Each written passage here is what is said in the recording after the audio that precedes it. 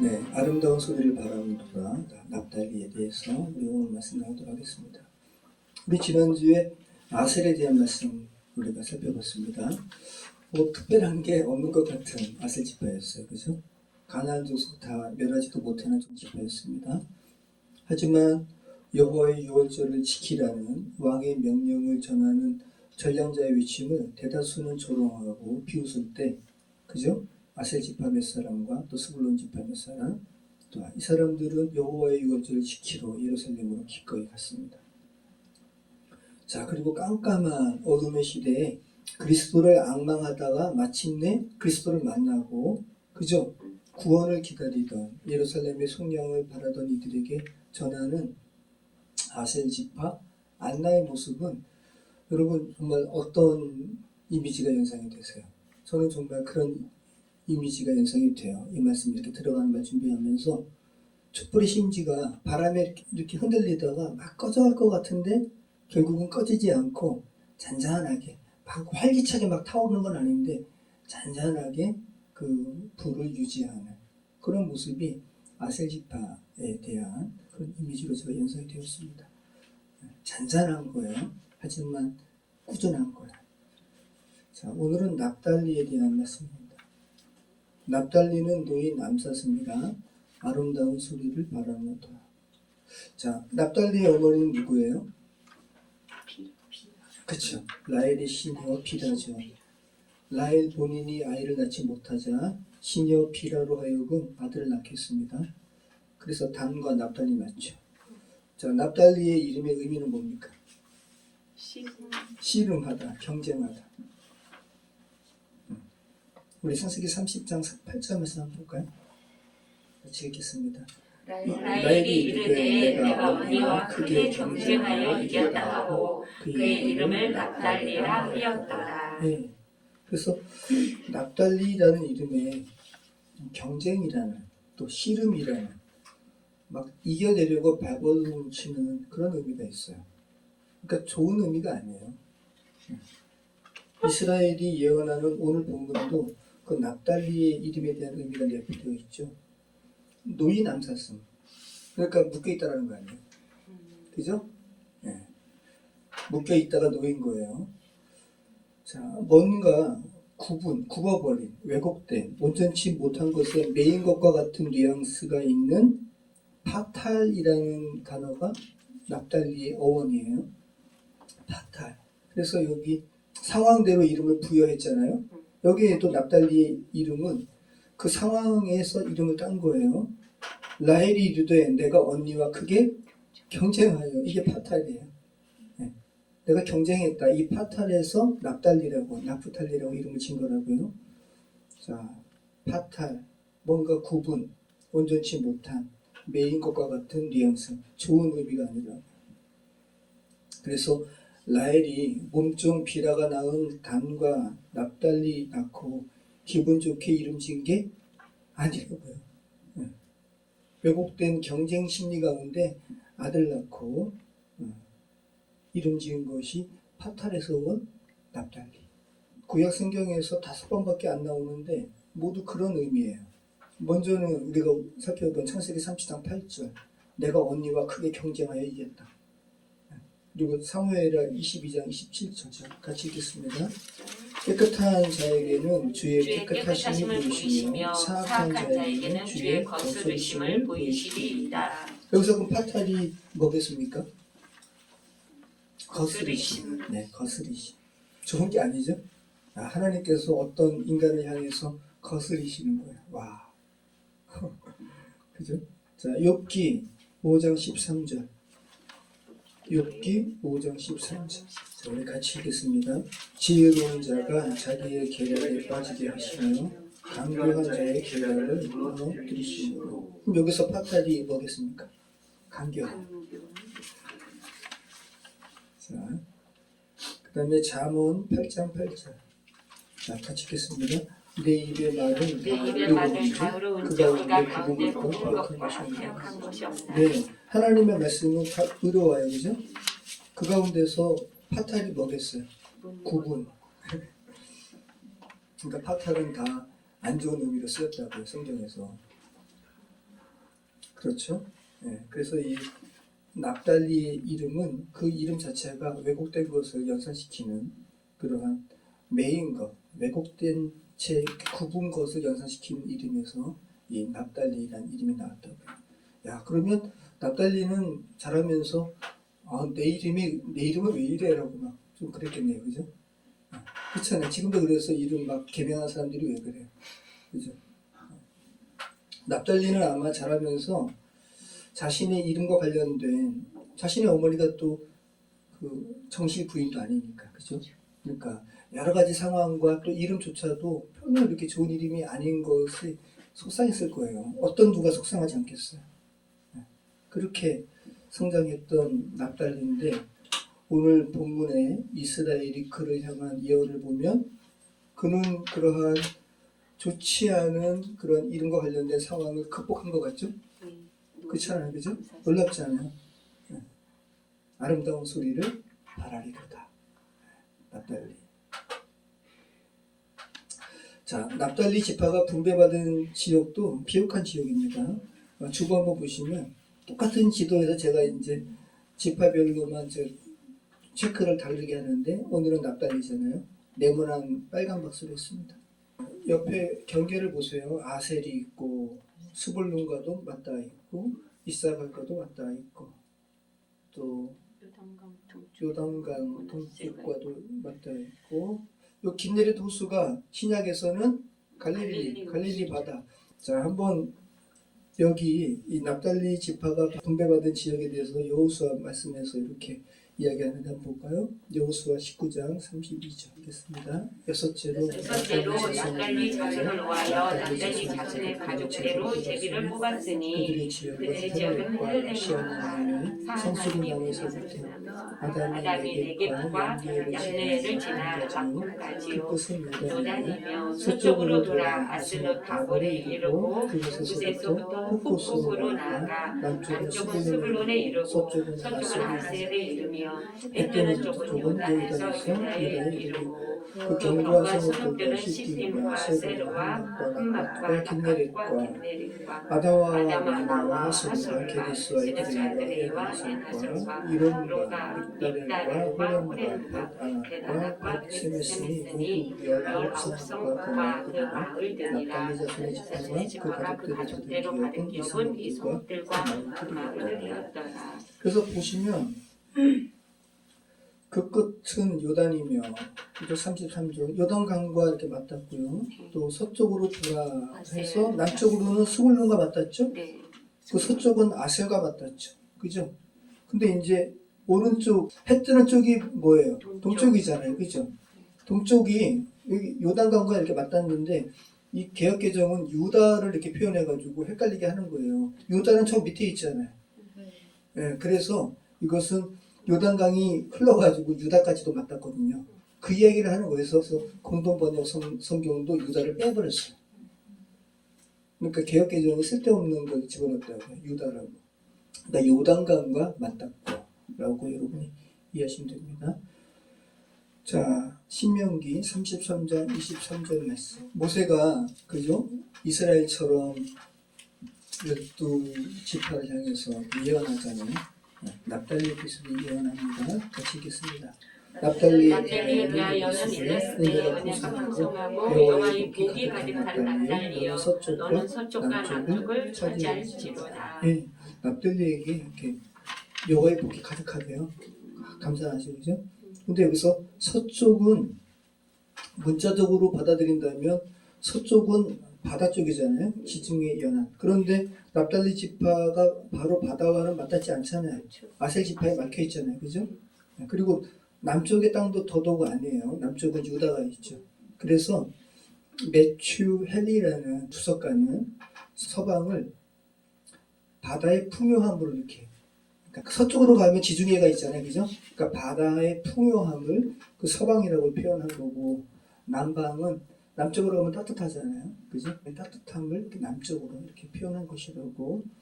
그래서 바다의 풍요함과 남방의 따뜻함으로 이 납달리 지파가 분배받은 지역이 비옥하고 좋은 땅임을 이렇게 예언한 것이라고 이렇게 봅니다. 뭐 그렇게 무리 있는 해석은 아니죠. 자, 납달리는 노인 암사슴이라 아름다운 소리를 바라는도다. 자, 여러분 납달리는 노인 암사슴이래요. 암사슴 히브리어로 아이알라예요. 되게 예쁘죠. 발음도 예쁘죠. 아이알라. 네, 아이알라. 제가 만약에 딸을 낳았으면 아이알라로 이루어졌습니다. 암사슴 너무 예쁘죠. 아이알라. 자, 사슴은 사슴인데 그냥 사슴이 아니라 노인 암사슴. 그러면 이 암사슴이 묶여 있었다라는 거 아니에요. 얼마나 이렇게 나가려고 발버둥 쳤을까. 이걸 생각해 보시기 바래요. 그리고 노인 다음에 아름다운 소리를 바라는 거예요. 복음이죠. 완전히 복음이에요. 정말. 네. 자, 시편 18편 33절. 그래서 특별히 성경은 억압된 환경에서 이렇게 자유케 된 이 모습을 암사슴이 이렇게 껑충껑충 사뿐사뿐 거니는 모습을 표현하는 거예요. 시편 18편 33절 같이 읽겠습니다. 나의 발을 암사슴 발같게 하시며 나를 나의 높은 곳에 세우시며. 네. 자, 하박국 3장 19절. 자, 주 여호와는 나의 힘이시라. 나의 발을 사슴과 같게 하사 나를 나의 높은 곳으로 하시게 이노래는 하시리로다. 시간의 사람을 위하여 내 수금에 주신 것이니라. 참 얼마나 자유함이 느껴지죠? 네. 사슴과 같이 사뿐사뿐. 네. 그래서 성경은 위험하고 높은 지대에 사슴을 등장시키고 있어요. 특별히 시편의 말씀은 전쟁의 승리에 관한 노래거든요. 그러니까 여러분 전쟁터에서 전혀 어울리지 않는 사슴이 사뿐사뿐 막 뛰거나 걷는 모습 한번 연상해 보세요. 그죠? 단순히 전쟁에서 단순히 승리했다는 뉘앙스를 넘어서는 거예요. 그죠? 네. 전쟁의 억압과 굴레에서 완전히 벗어나서 정말 안전한 가운데 자유로운 평화를 누리는 그런 모습이 느껴지죠. 사뿐사뿐. 네. 한번 연상해 보세요. 그림이 그려지잖아요. 여기에 암사슴 아이알라가 쓰이고 있어요. 자, 이 암사슴은 노인 암사슴이라는 거, 노였다라는 거, 여기에 포인트가 있죠. 쏴라흐라는 단어예요. 보냄받았다라는 의미도 있고, 그래서 성경에서 누구를 보내요.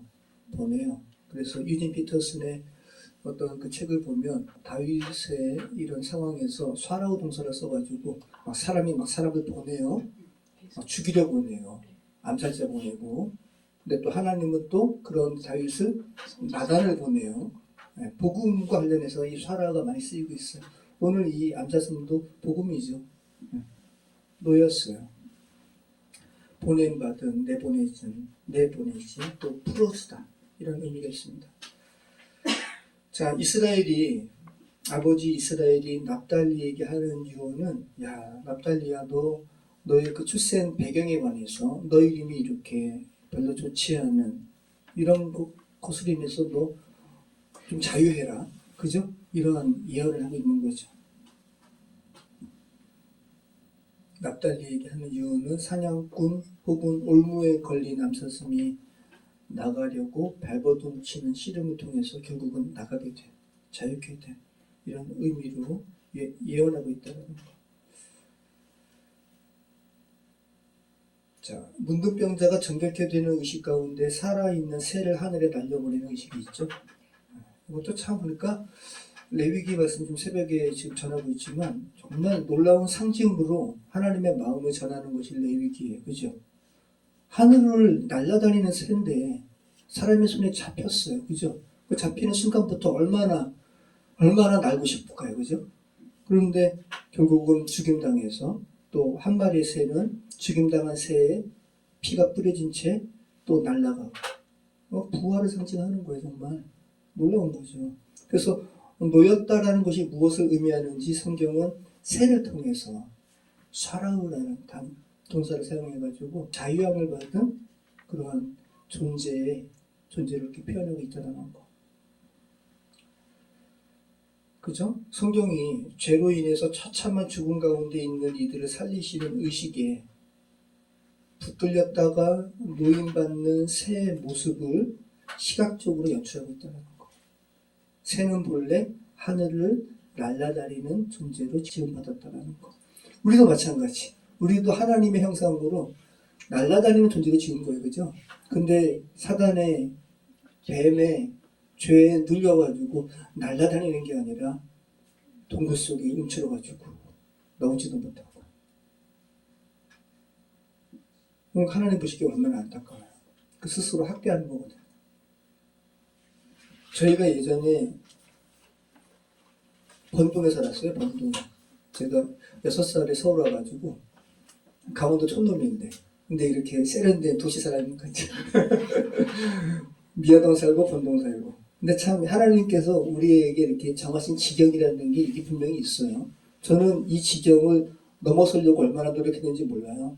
신학한 다음에는 제가 수원으로 가고 논산으로 가고 인천에서 교회 개척하려고 하고. 근데 어떻게 다시 진짜 고향과 같은 이쪽에 와가지고 개척하게 된 거. 그죠? 제가 번동에 살았는데 앞이 산이었어요. 예전에 제가 머리 빠졌는데 다시 하나님께서 자라게 하시고 다 자랐음에도 불구하고 제가 모자 쓰고 있었다고 그랬잖아요. 왜? 그걸 자유함을 누리지 못하는 거죠. 우리 형이 야 임마 너 머리 다 자랐는데 왜 그래 하면서 답답한 거죠. 모자 뺏어가지고 산 위로 던져버렸다는 거기 번동이에요. 그러니까 동물이 있다고요. 다람쥐도 있고 그리고 새도 있고. 저희 어머니가 저희 장독대에 다람쥐가 이렇게 올라왔어요. 근데 어머니가 지혜로우셔가지고 다라를 이렇게 열어놓고 줄로 어떻게 해가지고 막대기 놓고 다람쥐 들어갔을 때 탁 당겨가지고 다람쥐 잡았는데 다람쥐가 너무 할아버지인 거야. 제가 봐도 안 이뻐요. 그래가지고 놔뒀어요. 근데 제가 정말 늙었어요. 진짜 어떻게 그런 딱 봐도 야 얘는 늙었네 느껴져요.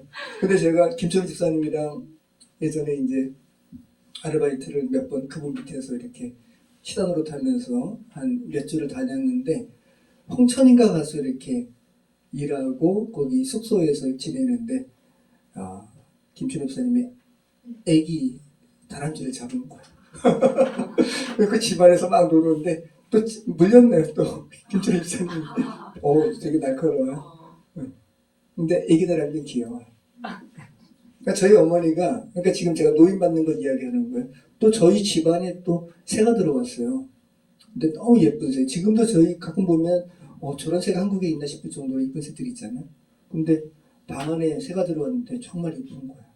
그러니까 저희 어머니가 너무 이쁘니까 키우려고 이렇게 광주리를 이렇게 덮어놨는데 퇴근 이후에 이렇게 죽었어요.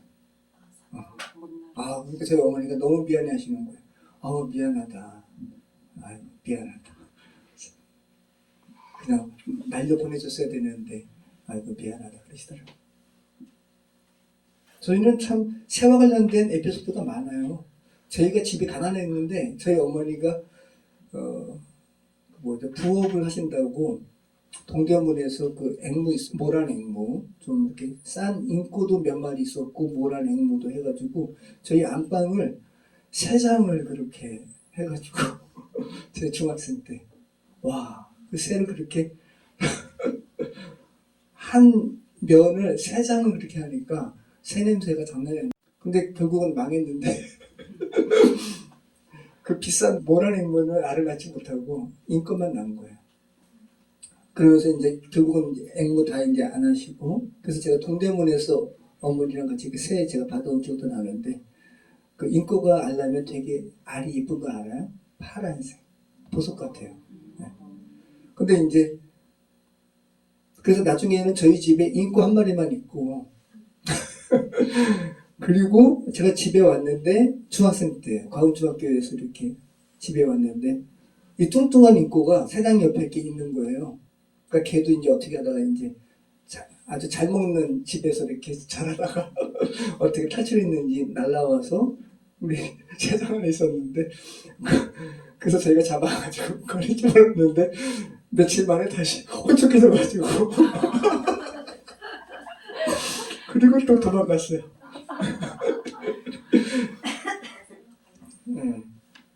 참 새 이야기 하는 거예요. 새.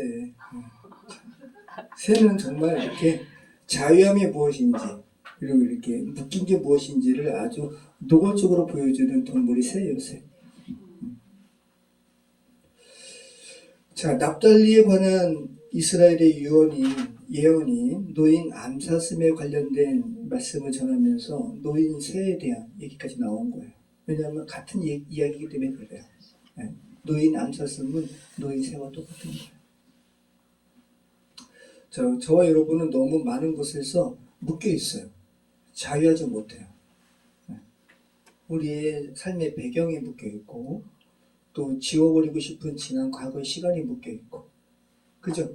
내면의 상처에 묶여 있고, 현재의 환경에 묶여 있고, 우리 몸의 연약함에 묶여 있고. 근데 이 모든 것이 복합적이잖아요.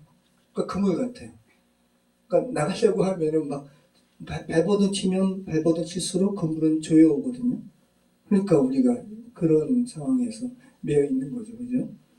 죄된 인생은 상대적으로 재산의 정도가 다를 수 있잖아요. 누구는 가난하고 누구는 부자고. 또 삶의 환경도 다를 수 있고 인격의 성숙도도 누구는 성숙하고 누구는 비성숙하고. 근데 그게 인간의 잣대예요. 하나님 보시기에는 다 미성숙하죠. 네. 자, 그런데 이런 상대적인 차이는 있을지 몰라도 하나님 앞에서는 모두 올무에 걸린 납달리와 같은 암사슴과 같은 존재라는 거. 헤어나려고 하면 점점 더 깊은 침면 속에 빠진다는 거. 스스로는 헤어나올 수 없다는 거. 그리고 어쩌면 저와 여러분의 현실일 수도 있어요. 여러분이 자유했다면 다행이고. 그런데 그래서 왜 그러지? 라고 자기가 스스로 자신의 삶을 이해하려고 하면 점점 그 올무에 그물에 점점 매이게 될 거예요. 그래서 우리의 삶은 누가 해석해 주도록 이렇게 돌려드려야 되냐면 하나님께서. 요셉이 그렇죠. 요셉이 이렇게 해석해 주잖아요. 그죠? 술 맡은 거 하는 자, 껌 맡은 거 하는 자. 이 꿈을 요셉이 해석하잖아요. 우리가 삶을 해석하려고 하면 안 돼요. 며칠 전에 새벽녘에 어떤 분의 그 설교가 나오는 거예요. 근데 강은 보니까 일반적인 설교는 아니고 신부의 강론이에요. 젊은 신부인데 보니까 카톨릭에도 우리 개신교처럼 성령 운동을 해요. 우리처럼 어디 산에 가가지고 철회한다고요. 그리고 초빙 받아가지고 신부님이 와가지고 강론한다고. 방언도 해요. 제가 그렇게 새벽에 듣다가 이분이 이렇게 하다가 방언으로 한 거 보고 깜짝 놀라가지고 보니까 이분이 보니까 젊은 사제인데 카톨릭의 성령 운동을 하시는 분인 거예요. 논문도 카톨릭의 그걸 뭐라고 표현하더라? 성령 같은 거 뭐라고 표현하던데 개신교와 용어는 달라요. 근데 제가 그래서 이제 한번 살펴봤죠. 개신교에서 먼저 20세기에 그 성령 운동이 일어나게 되었어요. 그리고 카톨릭에서도 이 1967년 카톨릭의 성령 운동 한 지도 얼마 안 돼요.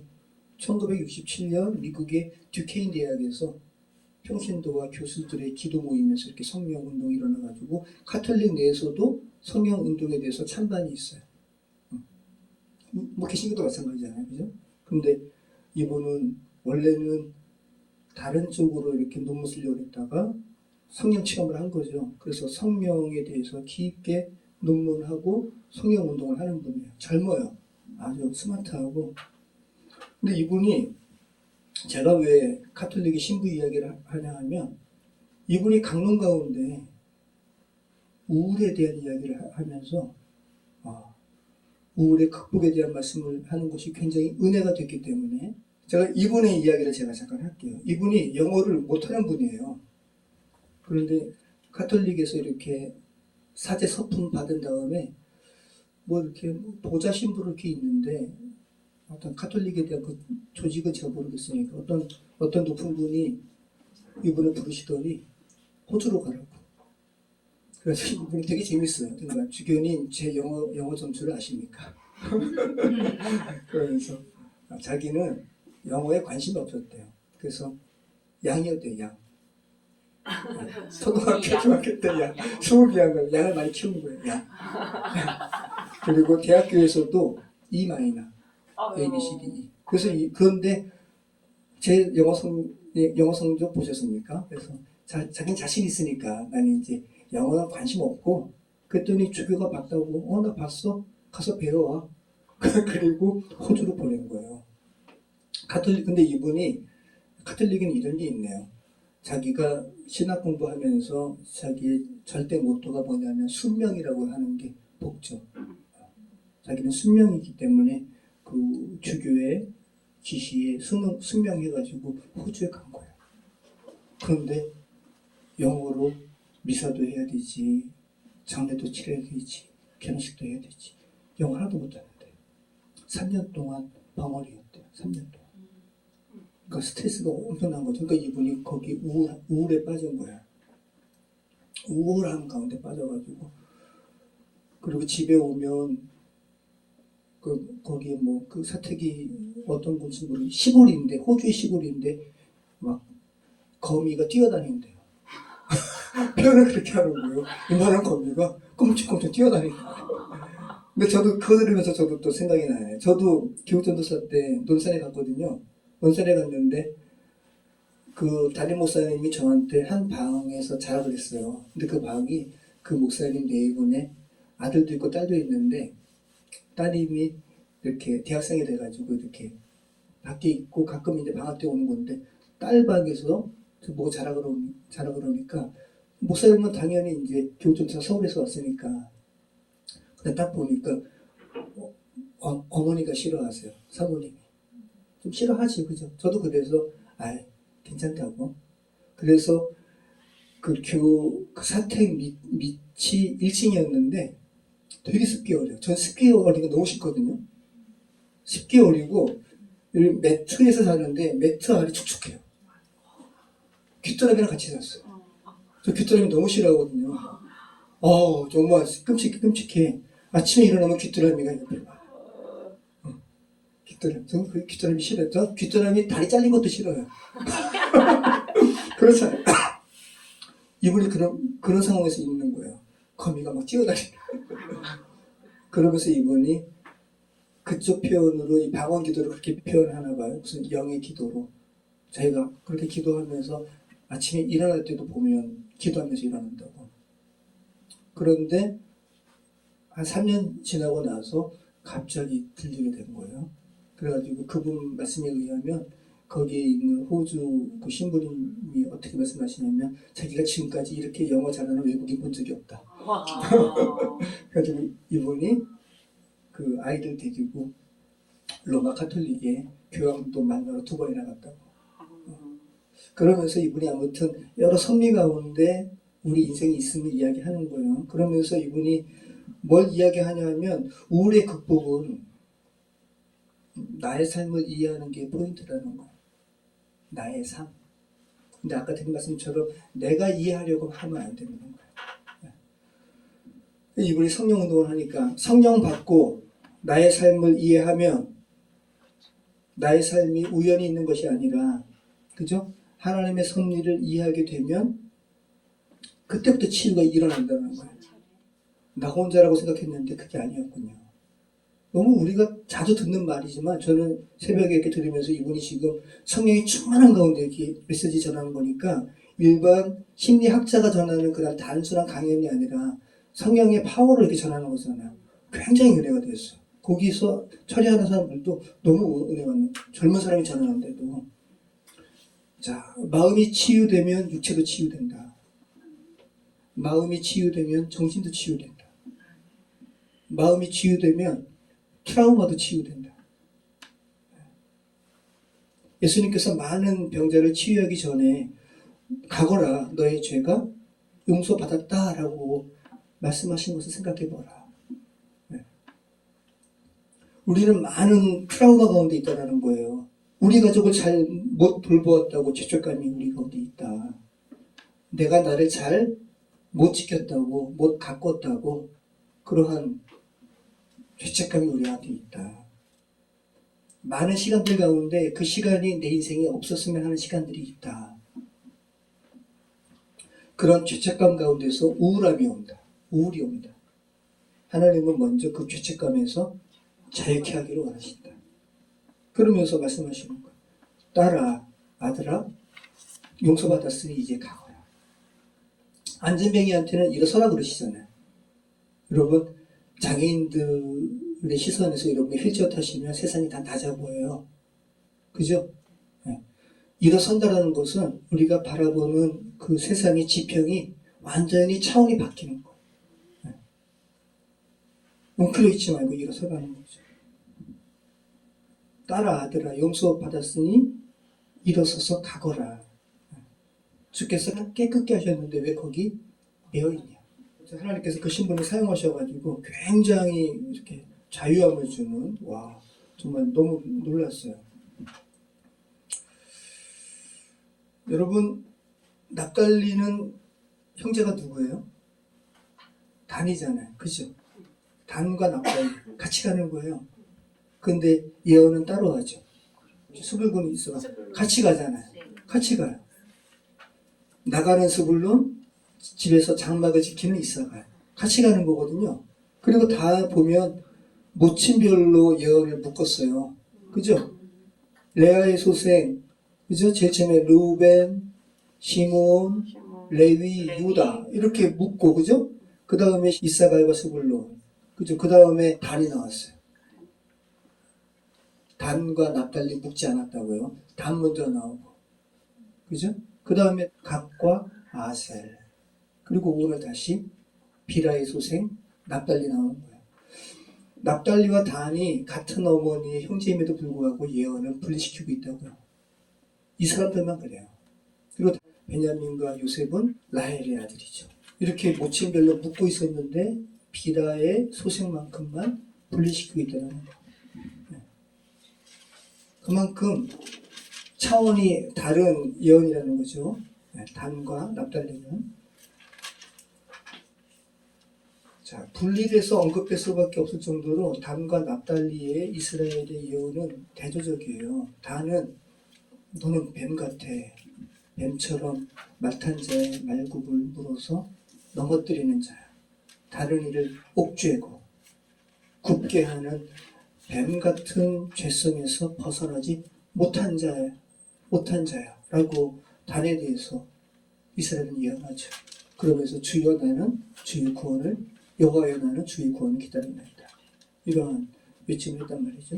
그런데 반면 납달리는 이 뱀 같은 단에 의해서 올무에 걸린 이 암사슴, 그죠? 근데 이 암사슴이 그 노임에서 자유케 되고 아름다운 소리를 바라게 되는, 정말 단과는 대조적인 예언을 이스라엘이 납달리에게 하고 있다는 거.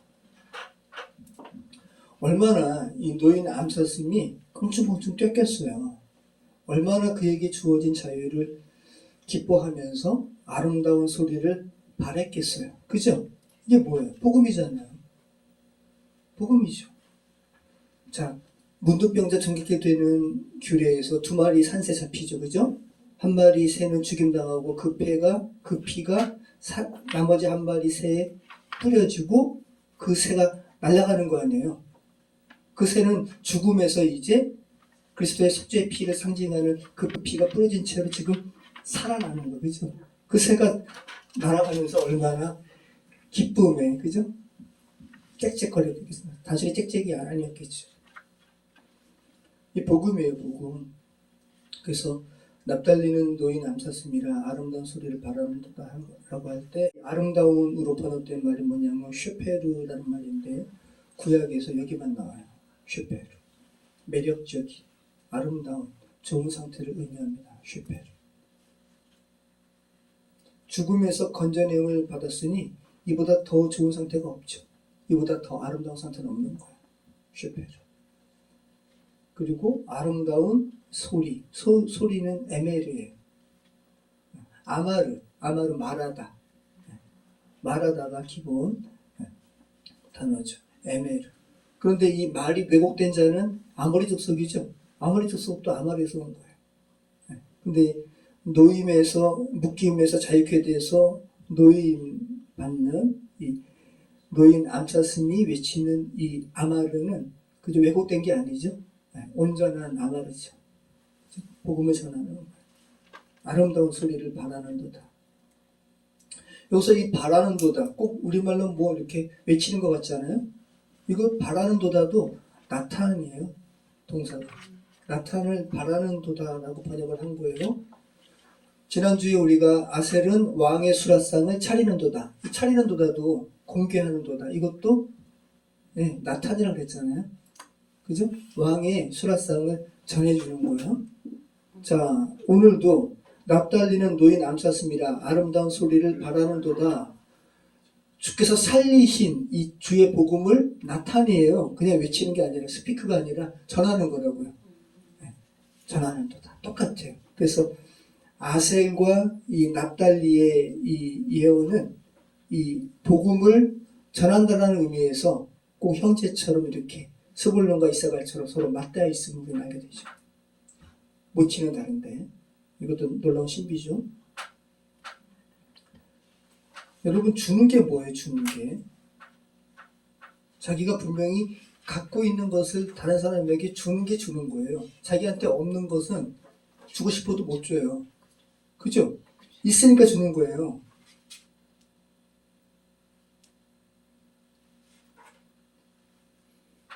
올무에서 건진받은 암사슴이 껑충껑충 뛰면서 아름다운 소리, 복음을 자기가 복음을 누리고 있잖아요. 그러니까 주는 거라고 다른 사람한테. 아셀도 마찬가지고요. 그래서 스불론, 아셀,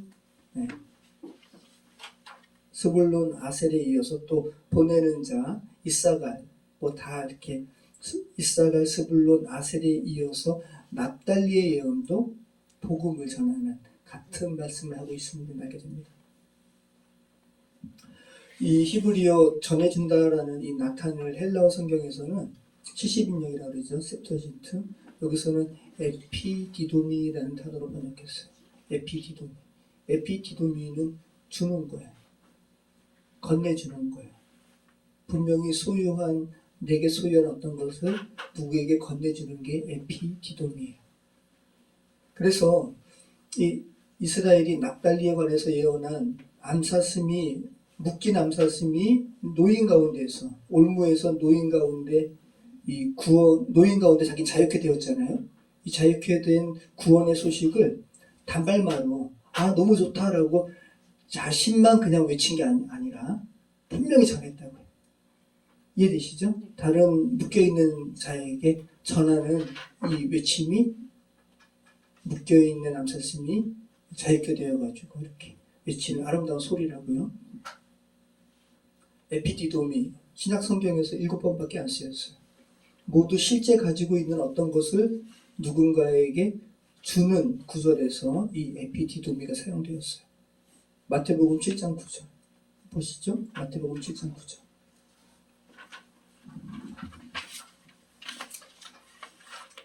같이 읽겠습니다. 너희 중에 누가 아들이 달라 하는데 돌을 주면, 여기 주면, 요 에피디돔이에요. 자, 누가복음 24장 39절. 같이 읽겠습니다. 내 손과 발을 보고 나인 줄 알라. 또 나를 만져보라. 영은 살과 뼈가 없으되 너희 보는 바와 같이 나는 있느니라. 이 말씀을 하시고 손과 발을 보이시나 그들이 너무 기쁨으로 아직도 믿지 못하고 놀랍게 여길 때 이르시되 여기 무슨 볼 것이 있느냐 하시니 이에 구원 생사 토막을 드리니. 여기서 에피디드미가 뭐겠어요? 드리니. 그죠? 예수님께서 먹을 게 있니? 라고 했더니 제자들이 구운 생선 한 토막이 그들에게 있었어요. 그죠? 있는 거 주는 게 에피디돔이고 나탄이에요. 자, 누가복음 4장 16절. 자, 같이 읽겠습니다. 예수께서 그 자라나신 나사렛에 이르사 안식일에 늘 하시던 대로 회당에 들어가서 성경을 읽으시고 선지자 이사야의 글을 드리거늘 책을 펴서 이렇게 기록되니. 예수님께서도 이사야 말씀을 선포하기에 앞서서 항상 하시던 대로 회당에서 이렇게 그 두루마리를 맡은 자에게 그죠? 그 성경책을 이렇게 달라고 하시니, 그죠? 그 맡은 자가 자기에게 있는 성경책을 예수님께 드린 거예요. 그죠? 있는 거 드리는 거예요. 정말 분명히 생각하시기 바라요. 그래서 이 나탄, 에피디도미는 자기에게 있는 것을 남에게 주는 것, 이것을 말씀하고 있더라는 거, 성경이. 어저께 은파 정호선 목사님이 전화 주셨습니다. 제가 여기서 이렇게 오늘 여기 밖에 마당 그 작업하는 것 때문에 미리 대기하고 있었는데, 그래서 오늘이 마지막이라고 저한테 이렇게 인사를 해야 되겠어서 어제 전화 주신 거예요. 그래서 어이구 그래요? 그러면 어이구 그래서 저는 이제 오늘 저 미장할 줄 알고 내일은 제가 시간이 안 되고 아무튼 제가 있는 게 뭐예요? 도자기잖아요. 제가 지금 에피디듬이 이야기하는 거예요. 제가 가지고 있는 제가 빚은 도자기 컵 좀 드릴게요라고 하고 제가 이렇게 우편으로 드리는 것보다 얼굴 뵙고 드리는 게 좋을 것 같아서 어제 가서 저한테 있는 도자기 컵을 건네줬어요. 저 뭐 한 거예요? 에피디듬이 한 거죠? 네, 나타난 거예요. 그죠? 코로나 시즌 때 제가 저희 아이 엄마는 집에서 양 빚고 저는 여기 와서 열리면 컵을 빚었는데 정말 그렇게 많이 빚었는데 지금 이제 얼마 없어요. 근데 제가 참 돈 받고 판 거는 하나밖에 없어요. 제가 돈 받고 판 거는 뭐냐 하면 돈 받고 이렇게 누구에게 이렇게 드린 건 뭐냐 하면 코로나 시즌이었잖아요. 그래서 다들 막 저희도 수강생이 갑자기 완전히 없어진 거니까 다들 걱정하는 상황이었잖아요 그때. 근데 페이스북에서 제가 저 비전 열리는 컵들을 제가 이렇게 업로드를 했는데 한 자매님이 자기가 구입하고 싶다고. 그래서 일반적인 것보다 약간 큰 거 10만 원. 그래서 제 거 비싸요. 그랬더니 이분이 20만 원을 보내주신 거예요. 아이들 과자 사주라고. 근데 저는 또 그냥은 못 받잖아요. 그래서 2개를 보내드렸죠. 똑같은 거. 같은 가치. 그리고 아이 엄마가 만든 티스푼 하나 더. 그렇게. 물리적인 컵은 제가 누구에게 주면 이제 없죠. 다시 만들어야 돼요. 그죠? 근데 복음은 원래 내 것이 아니잖아요. 하나님께서 되게 주신 거기 때문에 누구에게 전해줘도 계속 있는 게 복음이에요. 그죠? 이상하다 동전한입 쓰고 또 나눠주며 뭐죠 그 다음에? 풍성해져. 계속 나눠주는 게 복음이죠. 생명의 복음이에요. 여러분 나눠줄 게 있을 때 나누는 게 정말 있는 거예요. 정말 가지고 있는 거예요. 여러분 안에 복음 있으시죠? 그럼 나누세요. 왜냐하면 그 복음 기다리는 사람들이 있어요. 그래서 복음 전하셔야 되는 거예요. 기다리는 사람이 있다고요.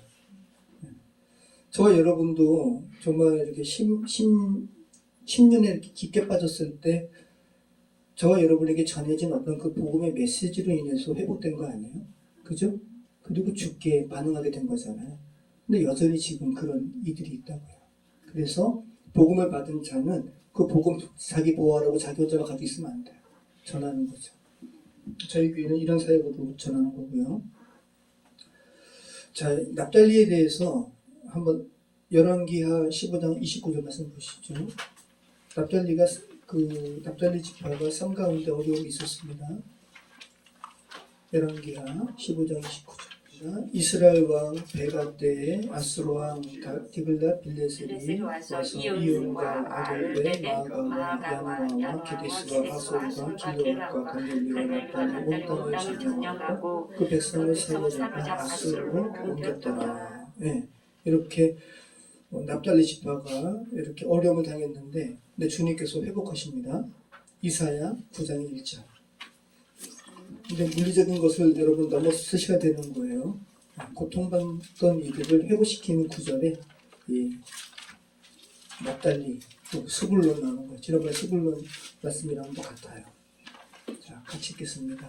이사야 9장 1절 2절 같이 읽겠습니다. 전에 고통받던 자들에게는 흑암이 없으리로다. 옛전에는 여호와께서 스불론 땅과 납달리 땅에 멸시를 당하게 하셨더니 후에는 해변들과 요단 저쪽의 이방의 갈대들을 영원히 하셨느니라. 흑암에 행하던 백성이 큰 빛을 보고 사망의 그늘진 땅에 거주하던 자에게 빛이 되더라. 복음이죠.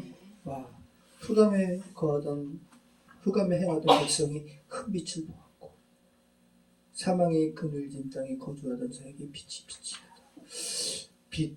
참 아까 그 신부님 제가 다른 강론도 몇 달 봤기 때문에 말씀드리면 이분이 산 가운데 빛을 경험했어요. 이분이 자기 아버지가 이제 천주교 신자니까 천주교 쪽에 배경으로 자란 거잖아요. 그런데 아무튼 그냥 그렇게 살다가 그리고 또 천주교 쪽에 신학교를 갔더니 우리 개신교랑 똑같네요. 뭐 이런 사람이 신부된다고 왔지? 뭐 이런 거. 그래가지고 약간 거부감이 있었는데 어떤 소아암 병동에 갔는데 그 조그만 아이들이 항암하느라고 머리 다 빠진 상태에 있는 것을 보고 이분이 정말 하나님 정말 살아계시면 어떻게 이런 아이들이 또 이런 아이들이 있어 기도하는 애들도 있을 텐데 라는 이런 마음이 있었단 말이죠. 그런데 한 노신부님이 오시더니 아이들을 위해서 이렇게 기도하는데 거기서 빛을 봤대요. 그러면서 이분이 느낀 게 뭐냐면 잘 살아야겠다. 잘 살아야겠다. 그리고 이분이 삶 가운데 빛을 많이 경험하네요. 자기가 군대에 있을 때 병장인데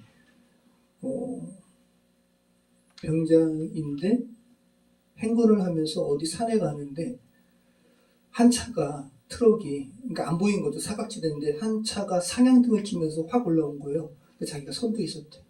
자기는 그래서 부딪히진 않고 옆에 낭떠러지 5m 떨어진 거예요. 그런데 자기 옆에 반합이라고 해가지고 그 군인들이 도시락통 달고 다니는 거 있어요. 그 반합이 완전히 찌그러진 거예요. 이렇게 된 거죠. 이렇게. 그런데 자기가 그래서 한 5일인가 며칠 후에 깼는데 자기 몸에 멍 하나도 없고 그리고 그 순간 자기가 차가 이렇게 올 때 자기가 빛을 봤다고. 사울이 그죠? 사울이 예수님 믿는 사람들 잡으려고 할 때 빛 보죠? 그리고 아나니아가 그 눈 뜨게 하잖아요. 그러니까 빛에 대해서 여러분 정말 하나님의 빛 그죠? 하나님의 빛을 봐야 돼요. 지금 자기 혼자 있는 거 계속 동굴 안에.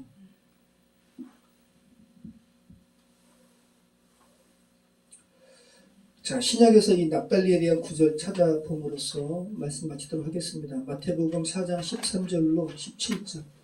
마태복음 4장 13절로 17절. 이사야 말씀을 그대로 이렇게 언급을 하는 거죠. 마태가 이사야 말씀 9장 우리가 읽어본 걸로 추석하는 거예요. 같이 읽겠습니다. 나사렛을 떠나 스불론과 납달리 지경 해변에 있는 가버나움에 가서 사시니 이는 선지자 이사야를 통하여 하신 말씀을 이루려 하시니라. 일러스되 스불론 땅과 납달리 땅과 요단강 저편 해변길과 이방의 갈릴리여 흑암에 앉은 백성이 큰 빛을 보았고 사망의 땅과 그늘에 앉은 자들에게 빛이 비치었도다 하였느니라. 이때부터 예수께서 비로소 전파에 이르시되 회개하라 천국이 가까이 왔느니라 하시니라. 네, 복음 전파에 관한 배들 오니야 스불론 기억나시죠? 스불론과 납달리가 이렇게 같이 가요. 또 스불론에 관한 예언이었던 것처럼 스불론에 대한 예언이었던 것처럼 납달리도 그죠? 오늘 노인 앉았음 아름다운 소리를 바라는도다. 똑같이 복음 전파에 대한 예언을 납달리에게 하고 있음을 우리는 알게 됩니다. 그리고 예수님께서 복음 전파를 했던 그 지역이 다 스불론 지역, 갈릴리 지역, 또 납달리 지역. 네. 자, 흑암에 사는 백성들이 큰 빛을 보았다라는 거예요. 흑암. 불을 밝혀도 어둠이 그 불을 삼켜버리는 그 물리적인 빛을 삼켜버리는 그 흑암의 세력이 지배하는 곳에 사는 백성들이 그 흑암을 이제 이겨버리는 큰 빛을 보았다는 거예요. 이게 복음이죠. 그늘에 앉은 자에게 그 어둠을 뚫고 그 큰 빛이 비쳤다라는 거예요. 네. 여러분은 그 빛을 제 지금 반응해서 여기 해주고 있습니다. 정말 이 말씀을 듣는 이들 중에 여전히 올무에 갇힌 채 스스로 막 헤어나려고 하려는 계속 그물이 옥죄에 있고 어둠 속에 흑암 속에 갇힌 그런 인생들에게 영혼들에게 정말 하나님의 큰 빛이 임하셔서 자유케 되는 그래서 납달리처럼 아름다운 세계를 바라는 은혜를 기도하겠습니다.